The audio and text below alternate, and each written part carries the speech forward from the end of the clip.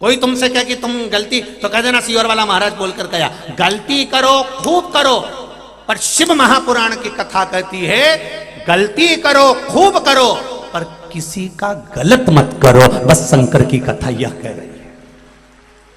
गलती करोगे चल जाएगा, ऊपर मुंह दिखाओगे माना जाएगा, गलती करोगे स्वीकार हो जाएगा, क्योंकि यह मनुष्य का शरीर है, ये गलती नहीं करेगा तो कौन करेगा। अपन कोई बहुत बड़े बहुत विद्वान तो है नहीं कि अपन गलती नहीं करेंगे। गलती करो खूब करो पर किसी का जिंदगी में गलत जम के बोलो मत करो। गलती स्वीकार हो जाएगी पर किसी का किया हुआ गलत स्वीकार नहीं होगा। किसी को धक्का दे दिया, किसी के लिए अपशब्द कह दिया, किसी को ताने दे दिए, किसी को गाली दे दी, किसी का बुरा कर दिया, आप गलती करो तो ये शरीर स्वीकृत करेगा।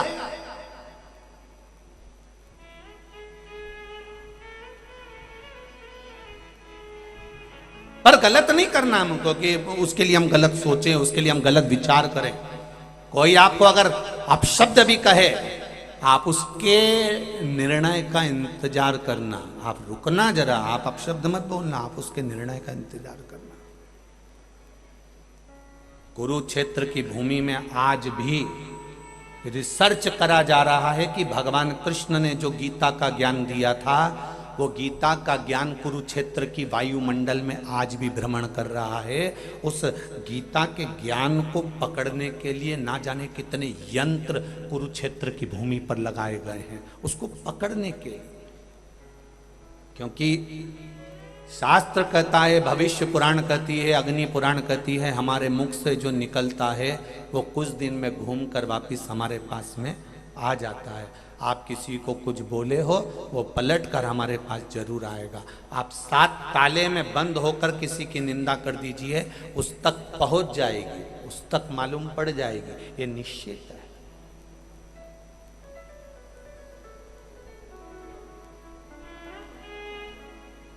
एक निश्चितता है।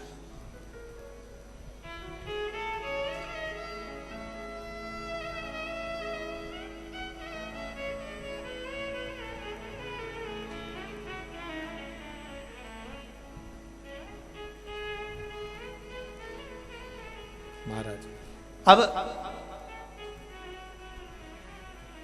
गलती करो खूब करो पर गलत किसी का मत करो। जिंदगी में अगर गलत कर दोगे तो उसको जाकर क्या जवाब दोगे, क्या जवाब दोगे, उसको क्या बोलोगे जाकर। परीक्षा 2 तरह से होती है मेरी बहनों, मेरे भाई, और जितने लोग इस कथा को सुन रहे हैं यहां से लेकर आस्था चैनल और फेसबुक यूट्यूब तक, परीक्षा 2 तरह की होती है, एक लिखित परीक्षा, एक मौखिक परीक्षा। बोलो सही है गलत है?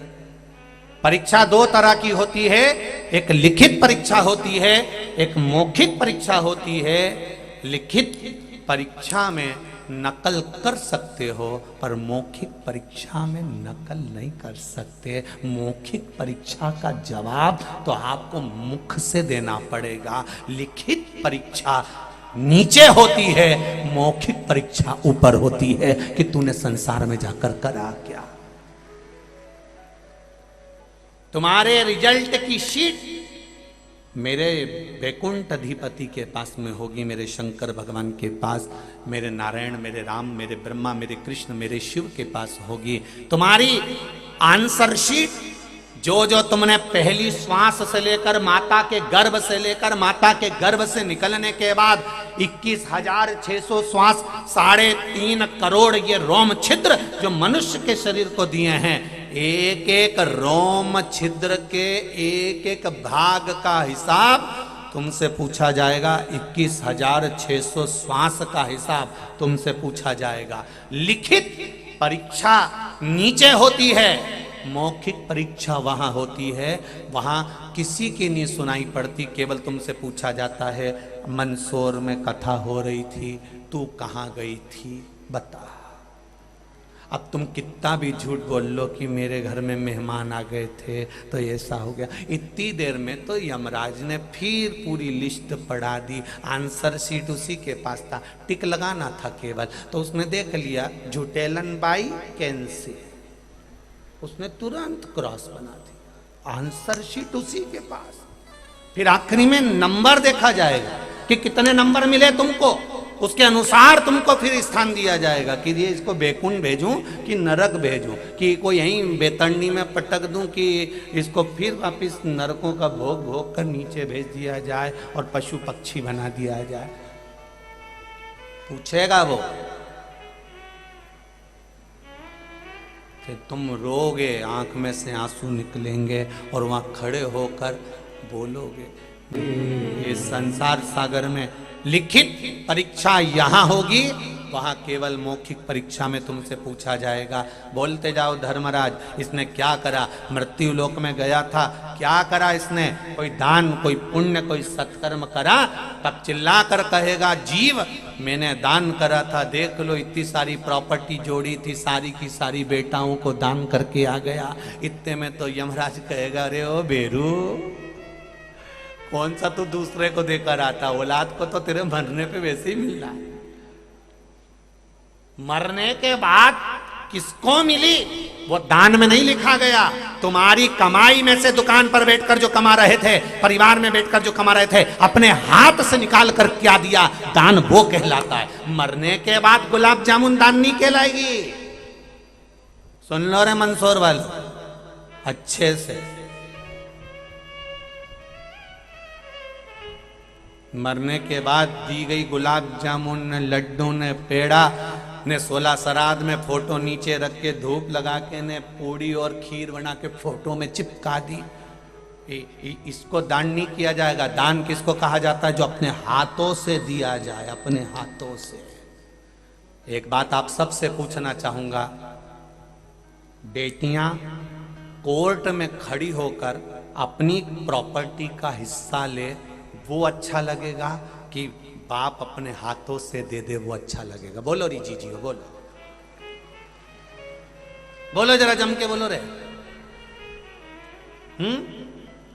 माता पिता अपने हाथ से जीते जी अपनी बहन बेटियों को, गौ माता को जो दे दे, गाय के चारे में एक रोटी निकाल कर दे दी, वो दान हो गया।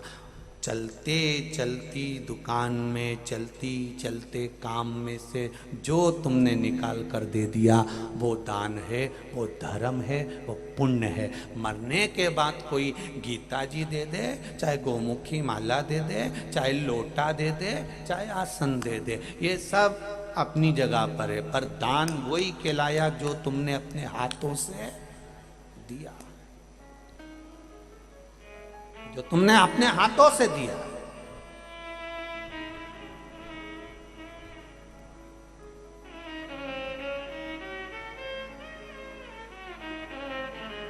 फिर वही वाली बात आ गई,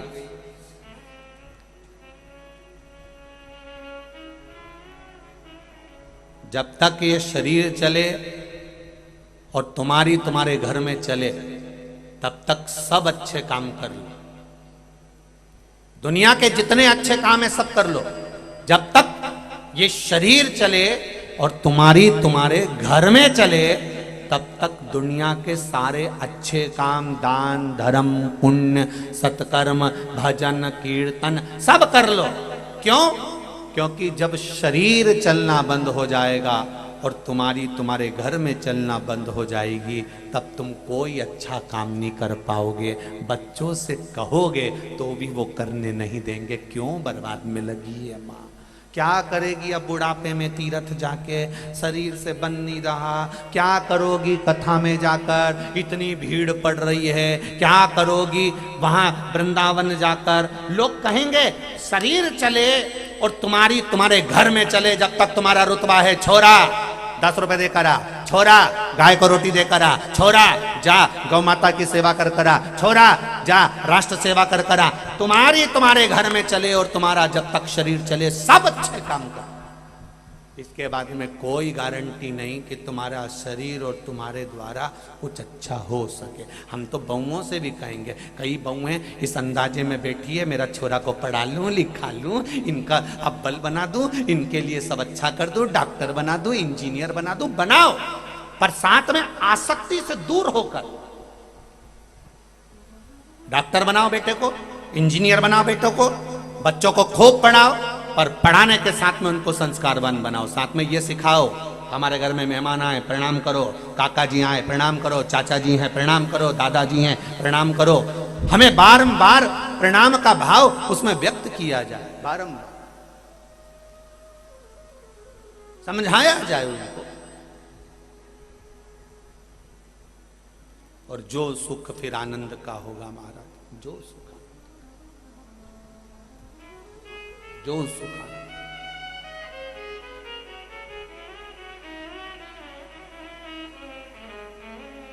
महाराज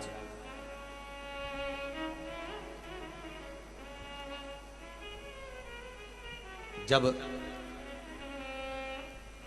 ब्रज ज्वाला ने दीपक को नीचे रख दिया, तब समझाया कि विभीषण की धर्म पत्नी ने गलती करी शर्मा, तेरे से एक गलती हो गई शर्मा, कि तूने ये दिया जो था ना, ये तुलसी के क्यारे में रख दिया था, इसको नीचे रख दो।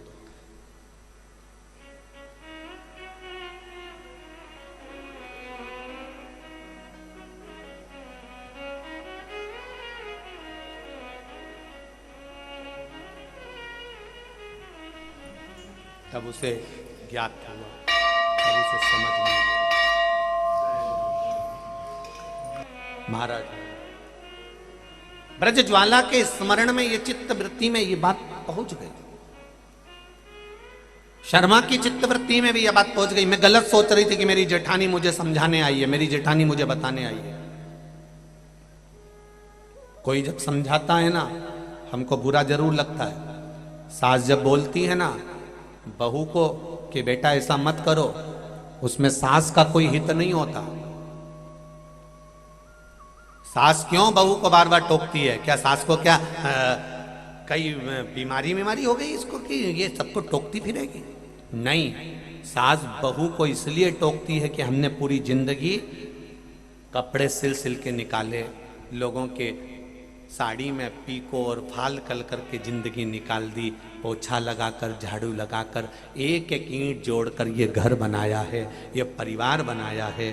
बेटा ज़्यादा दाल बन गई फेंक दोगी, हमने इतनी इतनी सी दाल खाकर अपनी जिंदगी निकाली है, हमने दो दो रोटी पर अपना जीवन निकाला है। सास बहू को क्यों टोकती है? केवल टोकने का कारण इतना है कि जो हम पर बीता वो मेरी बहू पर नहीं बीतना चाहिए, इसलिए वो बार बार टोक देती है, बार बार टोकती है। और बहू ये विचार छोड़ देती है। बहू को लगता है कि मम्मी की तो आदत पड़ी है रोज टोकने की, मम्मी की तो आदत पड़ी है बोलने की, मम्मी की तो आदत पड़ी है बोलने की। मेरा सासुओं से निवेदन है, अगर तुम्हारी बहू ज्यादा रोटी बनाकर फेंके, ज्यादा सब्जी बनाकर फेंके, तो तुम काहे को चूको? तुम काहे को चूको? तुम भी वो ज्यादा बनाकर रखे, तुम 4 रोटी लेके बैग में निकल जाओ, इधर कुत्ता को दे दी, इधर गाय को दे दी, उधर दे दी, और जब तक तुम पकड़ोगे तब तक बहू छोड़ेगी। और जिस दिन तुमने छोड़ना चालू करा उस दिन से फिर बहू को देख लेना, मेरा पति तो कमा कमा के मरे जा रहा है और डोकरी देखो तो कथा में जाके लुटाई जा रही है, रुक जा। और अब उसने जोड़ना चालू करा, तुम्हें उल्टा चलना पड़ेगा। तुम अभी सीधी चल रही हो, इसको सीधी की जगह उल्टी चलो। जैसे वो श्रीमद् भागवत में नहीं आता, वो उसका चरित्र के नाम, उसका कथा के प्रारंभ में ही आ गया, धुंधली की वो धुंधकारी की वो माँ धुंधली, आत्मदेव की पत्नी, कितनी उल्टी चलती थी। फल दिया खाने के लिए, उसने किसको खिला दिया? बोलो जरा, भागवत जी में लिखा है, किसको खिलाया? गाय को। कितनी उल्टी चलती थी। फल दिया था खुद के खाने के लिए कि तेरी पत्नी को दे देना, पत्नी गर्भ से हो जाएगी, फल ले जाकर वो गाय को खिलाया ही। होता है ऐसी ऐसी उल्टी चलने वाली भी बहुत सारी है, ऐसा नहीं है कि नहीं है। अपन ढूंढेंगे नीमच मंदसौर तक तो बहुत मिल जाएगी दादा। ऐसी नहीं कि नहीं है वो, अपन ढूंढे तो मिलेगी। एक थी इतनी उल्टी चले कि उसका पति बड़ा दुखी रहता है, गुरुजी के पास गया, गुरुदेव मेरी पत्नी बहुत मुझसे विपरीत चलती है, क्या करूं। गुरुजी ने पूछा हुआ क्या? कहा गुरुजी पिताजी का श्राद्ध आ रहा है, हर साल पिताजी का श्राद्ध करने का मन होता है, पिंडदान एक बार भी नहीं करा, अब की बार मन है कि पिताजी का पिंडदान कर दूं, श्राद्ध कर दूं, पिताजी का पिंडदान और श्राद्ध कर दूं, ये मन में आ रहा है। तो गुरुजी ने कहा कर ले। मैं पत्नी को हर बार बोलता हूं वो मना कर देती है, तो अब की बार उल्टा चल, घर पे जाकर बोलना कि इस बार श्राद्ध पक्ष में पिताजी का ना पिंड करेंगे, ना श्राद्ध करेंगे, ना ब्राह्मण भोजन कराएंगे, ना दक्षिणा देंगे, बस इतना जाकर बोल दे। इतने सोचा करके देखता हूं। और उसने जाकर तुरंत अपने पिताजी के जैसे गुरुजी ने कहा था वैसा कि वैसे ही जाकर उसने वहां जाकर कहा और जाकर बोला अपनी पत्नी से सुनती हो, सुनती हो? पत्नी ने कहा क्या है? कल श्राद्ध है पिताजी का, अपन ना तो पिंडदान करेंगे, ना तर्पण करेंगे, ना तिलांजलि देंगे, ना ब्राह्मण भोज कराएंगे और ना ब्राह्मण को दक्षिणा देंगे। इतने में पत्नी जूड़ा बांधती बांधती आई, तुम्हारा बाप इतना छोड़कर गया है, छाती पे बांध कर मरोगे, करेंगे।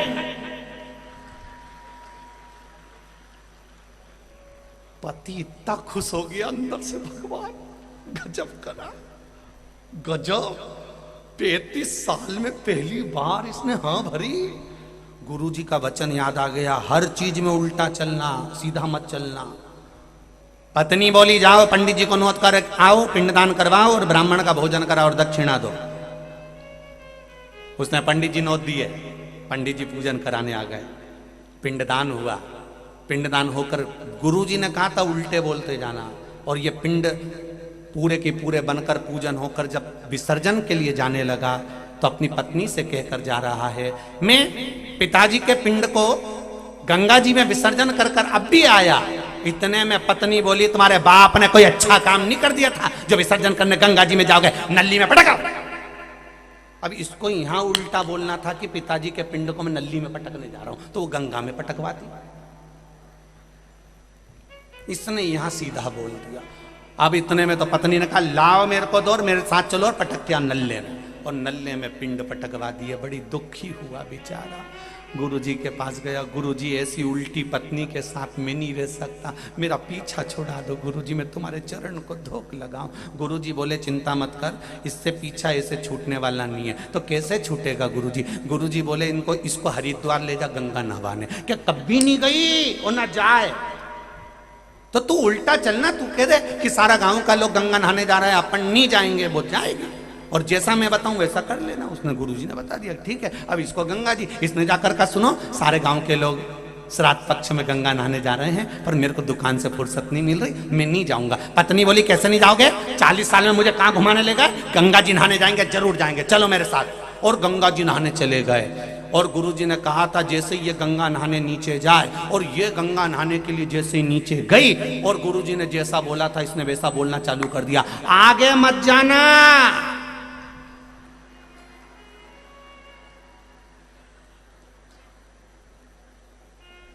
क्या बोली वो? जम के बोलो जरा, आप देख लो यही सब उल्टी बैठी हुई। अब वो बोली, वो पति बोल रहा है आगे मत जाना, और ये कि जाऊंगी जा, और जो आगे गई और पानी में बह गई। इसने जेब में से नारियल निकाला, हे गंगा मैया पूरी ले जा, गंगा मैया पूरी, गंगा मैया तेरे हाथ जोड़ू, इसको पूरी ले जा। अब क्या देखा इसने, नारियल फोड़े इतनी देर में तो इसने गंगा जी की चेन पकड़ ली, बच गई। इसने वापिस जेब में नारियल रख लिया। गुरुजी का वचन याद आ गया कि गंगा में चेन बहुत लटकी रहती है, अगर पकड़ ले तो जम के चिल्ला के बोलना, जम के पकड़ना। इसने कन्नी पकड़ना, ले आग लगे, ले। और जो छोड़ी अब की बार बह गई। इसने नारियल निकाल के गंगा जी में छोड़ा, धन्य है, ले जा, ले जा। बड़ी मुश्किल से उल्टा चलने वालों से पीछा बड़ी मुश्किल से छूटता है साहब। दुनिया में ऐसे ढेर सारे उल्टे चलने वाले हैं, कथा में भी बैठेंगे, कथा भी सुनेंगे, अच्छा ना निकाल कर बुरा निकाल कर उल्टा चलने का प्रयास करेंगे। तो यहाँ ऐसा नहीं है कि नियो समझाने वाला चाहिए चले इसको। सासुओं से निवेदन है, तुम्हारी बहू अगर ज्यादा फेंके तो तुम उस रोटी को गौ माता को खिलाना प्रारंभ करो। अगर अभी तो वैसे भी जो बीमारी लिम्पी चल रही है उसके अनुसार तो आप लोगों को जैसे अपने बच्चों के लिए अपने घर में तुम बच्चों के लिए काढ़ा बनाती हो, एक रोटी में थोड़ी सी हल्दी, काली मिर्च, एक बेलपत्र का थोड़ा सा अंश उस रोटी में डालकर बनाकर उस रोटी को, जो लिम्पी बीमारी वाली गाय है, दिन में एक बार अगर उसको एक रोटी मिल जाएगी तो ये निश्चित है उसके शरीर का रोग धीरे धीरे समाप्त होता चले जाएगा। धीरे धीरे भगवान शंकर से प्रार्थना करो।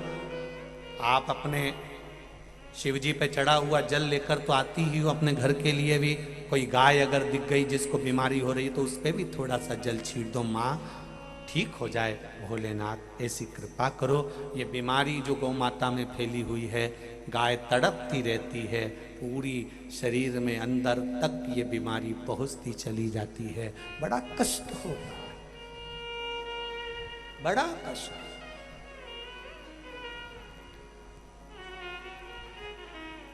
हम तो आप लोगों से केवल निवेदन कर सकते हैं कि घर का कचरा भी अगर फेंको, गीला कचरा अगर आपके घर में है, कोई सब्जी का कचरा आपके घर में है तो उसको पॉलीथीन में बांध कर मत फेंको।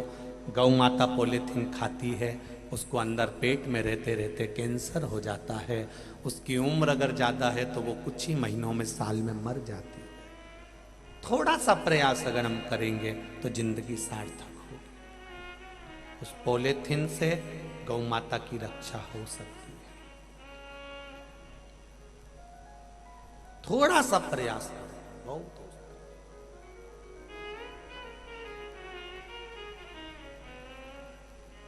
नदी नाले पर जाओ, पवित्र नदियों में अगर स्नान करने जा रहे हो, पवित्र नदियों में अगर पहुंच रहे हो तो वहां पर पॉलीथीन, नहाने से पहले अगर घाट पर जितनी पॉलीथीन पड़ी हो उसको उठाकर कहीं डस्टबिन में या उसको नष्ट करने का प्रयास करो। उसके बाद पवित्र नदी में स्नान करो तो गंगा मैया भी चौगुना वर प्रदान करेगी कि इसने मेरे घाट को शुद्ध करा, इसने मेरे घाट को शुद्ध किया। थोड़ा सा प्रयास,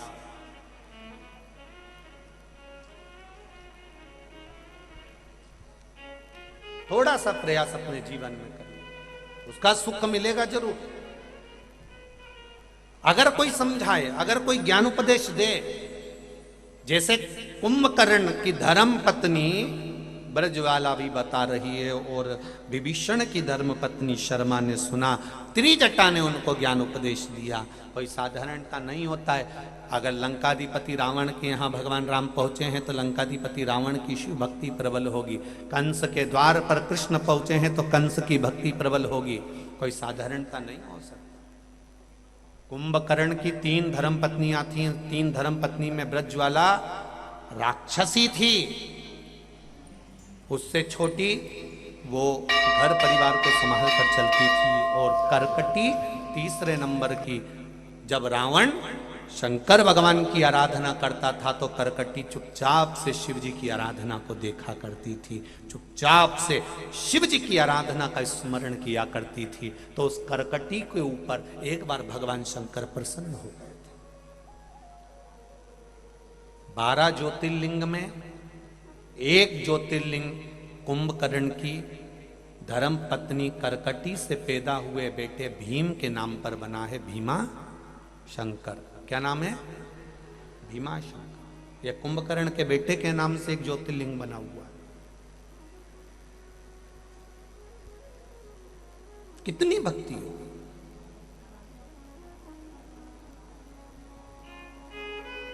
और इस संसार में अगर इस घोर कलयुग में हम शंकर जी की आराधना कर रहे हैं, ये कलयुग साधारण थोड़ी ना, कितना घोर कलयुग है। उस घोर कलयुग में आज के समय में व्यक्ति को फुर्सत नहीं, दुकान से, घर से, परिवार से, कुटुंब से, नातों से, रिश्तों से, एक क्षण की फुर्सत नहीं है। उसके बाद भी अगर आप इतनी संख्या में शिव महापुराण की कथा को श्रवण कर रहे हो, टीवी चैनल के माध्यम से सुन रहे हो, तो हम तो कहेंगे ये कलयुग नहीं है, ये भगवान शंकर की कृपा से शिव युग आकर समाहित हो गया है। इस कलयुग में शिव युग आ गया है। ये साधारण नहीं हो सकता, साधारण।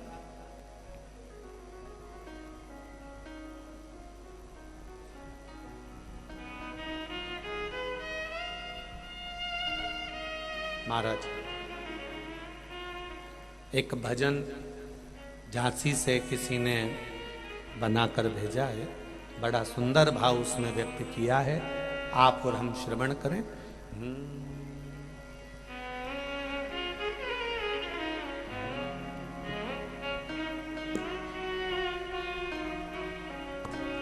शिव की उदारता से प्राप्त हो, अपनी जगह पर बैठकर भगवान शिव के शिव महापुराण के मूल मंत्र का स्मरण बाबा देवाधिदेव महादेव से सब कहेंगे भाव और भक्ति के साथ में, अपने मन के भाव को प्रकट करते हुए।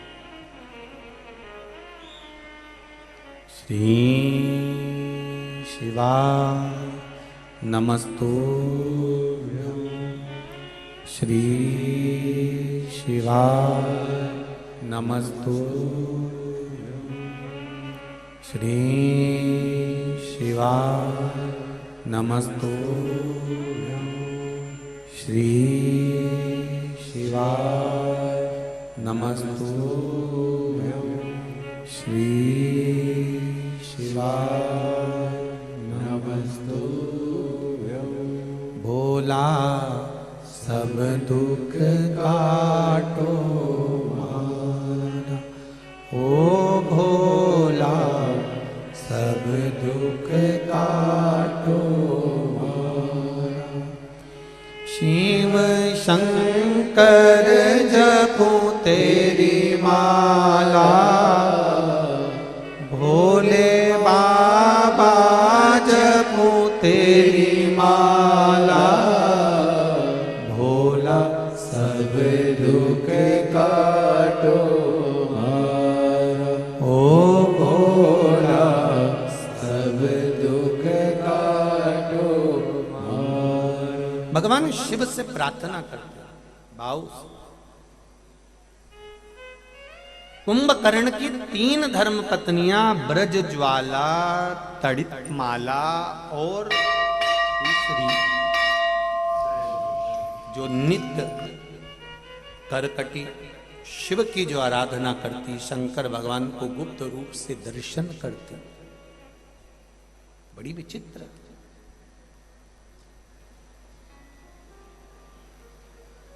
केवल शिव भगवान का दर्शन करती और कुछ भी नहीं करती।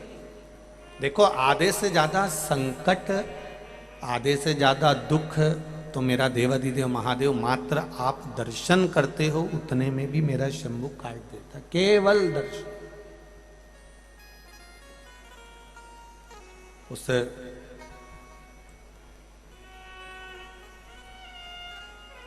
दर्शन मात्र से मेरा शंकर प्रसन्न हो जाता। केवल दर्शन। आप कुछ नहीं दे सकते भगवान को, एक लोटा जल भी नहीं चढ़ा सकते, एक बेलपत्र भी भगवान को नहीं दे सकते, एक चावल का दाना भी आप भगवान को नहीं दे सकते। मत दो। हम तो आप लोगों से भी कहते हैं, आपको दान नहीं करना बिल्कुल मत करो, धर्म नहीं करना बिल्कुल, कुछ मत करो, तुम्हें दान नहीं करना ना मत करो, पर जितना कमाया उसमें से थोड़ा अपने शरीर पर तो खर्च करो, कि जोड़ जोड़ जोड़ जोड़ इकट्ठा करा, आखिरी में छोड़ा और चले गए, और इतना बड़ा फोटो टंग गया और प्लास्टिक के फूल की माला, और क्या मतलब कि वो जिंदगी ऐसी कैसी रहती, उसका मतलब क्या?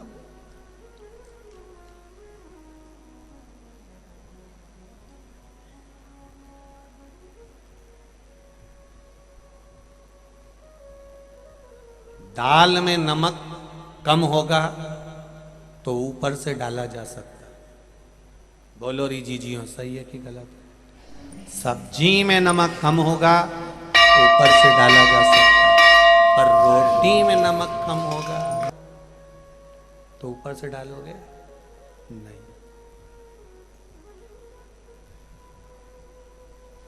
दाल में नमक कम होगा तो ऊपर से डाला जा सकता है, सब्जी में नमक कम होगा तो ऊपर से डाला जा सकता है, पर रोटी में नमक कम होगा तो ऊपर से नहीं डाला जाता।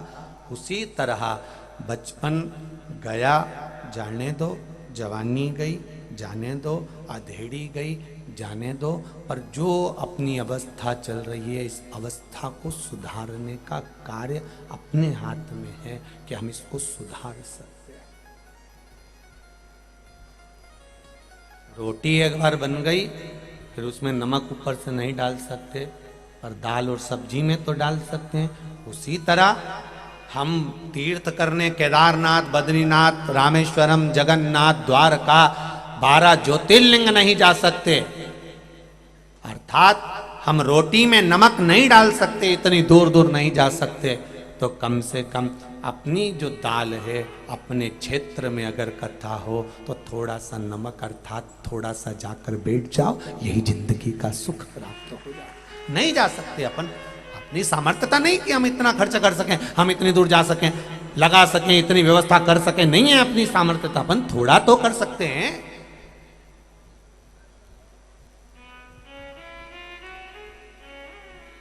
जब धर्म का कार्य हो, समाज का कार्य हो, सनातन धर्म का कार्य हो, राष्ट्र उत्थान का कार्य हो और अपने राष्ट्र हित का कोई कार्य हो, तो थोड़ा सा सहयोग भी बहुत बड़ा होता है। जैसे एक पानी गिरा, आंधी चली, एक चिड़िया का जो अंडा था, चिड़िया का जो बच्चा था, वो पानी में बह गया, बह कर वो समुद्र में चले गया, नदी में से समुद्र में गया। तो चिड़िया को मालूम, आकर देखा तो मेरा बच्चा नहीं है, चिड़िया रो पड़ी, मेरी औलाद, मेरी संतान, मेरा बच्चा कहाँ गया। किसी ने कहा आंधी चली थी, तूफान आया था, बच्चा नीचे गिर गया, पानी में बहकर नदी में, नदी से बहकर समुद्र में गया, तो मेरा बच्चा कहां मिलेगा? समुद्र में। चिड़िया दौड़ते दौड़ते समुद्र के पास गई, समुद्र से कहा समुद्र देवता मेरा बच्चा दे दीजिए। समुद्र कहां सुनने वाला? वो समुद्र जब राम जी की नहीं सुना, आखिरी में सुना, तो वो समुद्र इतनी जल्दी चिड़िया की सुन लेगा? चिड़िया हाथ जोड़ती रही, पांव जोड़ती रही, पर नहीं, समुद्र ने चिड़िया का बच्चा नहीं दिया। चिड़िया को गुस्सा आया, चिड़िया ने चोंच में पानी भरा, फेंकना समुद्र का पानी बाहर चालू करा। कौवा निकल के जा रहा था, कौवे ने पूछा री चिड़िया तो ये क्या कर रही है? चिड़िया कहती है मेरे बच्चे को इस समुद्र ने निकल लिया, दे नहीं रहा, मैं पूरा समुद्र खाली कर दूंगी। इतने में कौवे ने मुस्कुरा कर हंसकर कहा री चिड़िया तू अकेली इतनी सी कब तक पानी फेंकेगी? ये हो नहीं सकता कि तू समुद्र खाली कर दे। चिड़िया ने कहा गजब का कौवा है रे तू, मेरी समाज का पक्षी होकर, मेरी समाज का होकर, मेरा होकर साथ देने की जगह ज्ञान दे रहा है। साथ देना हो तो दे, नहीं तो जा यहां से, कहीं दूसरी जगह बैठ जा और जा मरा हुआ कुत्ता खा, इसके सिवा कुछ नहीं तेरे हाथ में। कौवे को बुरा लग गया, कौवे ने भी चोंच में पानी भर के फेंकना चालू करा। अब जितने पक्षी जाते वो पूछते तो कौवा सबको बता देता। चलते चलते एक बार गरुण जी वहां से निकल कर जा रहे थे, अपने समाज के लोगों को देखा, इतने पक्षी, ढेर ढेर पक्षी समुद्र के तट पर चिड़िया के साथ मिलकर हेल्प कर रहे हैं। तो गरुण जी ने पूछा क्यों रे, ये क्या कर रहे हो? तो उन्होंने कहा कि चिड़िया के बच्चे को समुद्र निकल गया, दे नहीं रहा, तो हम समुद्र खाली कर रहे हैं, पूरा पानी निकाल के फेंक देंगे। इतने में गरुण जी ने कहा अरे ओ पगला होन, तुम मूर्ख हो, तुम में अक्ल नहीं है? इतना बड़ा समुद्र कोई खाली होता है? जिंदगी निकल जाएगी तो भी खाली नहीं होगा। इतने में सारे पक्षियों ने कहा गरुण जी हमारी समाज के होकर हमारा साथ नहीं दे रहे हो, साथ देना हो तो दे, नहीं तो जाओ भगवान नारायण के पास में जाकर बैठ जाओ, लक्ष्मी जी के चरण के पास में जाकर बैठ जाओ, जाओ यहाँ से। गरुण जी को गुस्सा आ गया, गरुण जी भी चोंच में पानी भर भर के फेंकने लगे। 4 दिन से ड्राइवर नहीं आया। लक्ष्मी जी ने नारायण भगवान से कहा गरुण नहीं दिख रहा, गरुण कहाँ गया? भगवान विष्णु बोले मैं देख के आता हूँ। भगवान विष्णु गए ढूंढने, तो गरुण जी भी पानी फेंकने में लगे थे। तो भगवान ने पूछा गरुण तुम ये क्या कर रहे हो? गरुण बोले ये चिड़िया का बच्चा पानी में चला गया, समुद्र वापिस नहीं दे रहा, इसलिए हम पूरा समुद्र खाली कर देंगे। भगवान विष्णु बहुत ठाका लगा कर हंसे। भगवान विष्णु ने ठाका लगाकर हंसे और हंसते से कहा गरुण ये कभी भूतो न भविष्यते, कभी नहीं हो सकता कि तुम समुद्र खाली कर दो। इतने में गरुण जी ने कहा ओ महाराज देना हो तो साथ दो, वरना जाओ लक्ष्मी जी से चरण दबा लो, जाओ यहां से। ज्ञान मत देना, देना है तो साथ देना। इतने में नारायण जी को बुरा लग गया, नारायण जी ने सुदर्शन चक्र उठाया, अभी समुद्र को सुखा देता हूं, और समुद्र चरणों में आकर गिर गया। प्रभु आप बताओ क्या करना है? भगवान ने कहा इसकी चिड़िया के बच्चे को लाकर दे दो। एक छोटी सी चिड़िया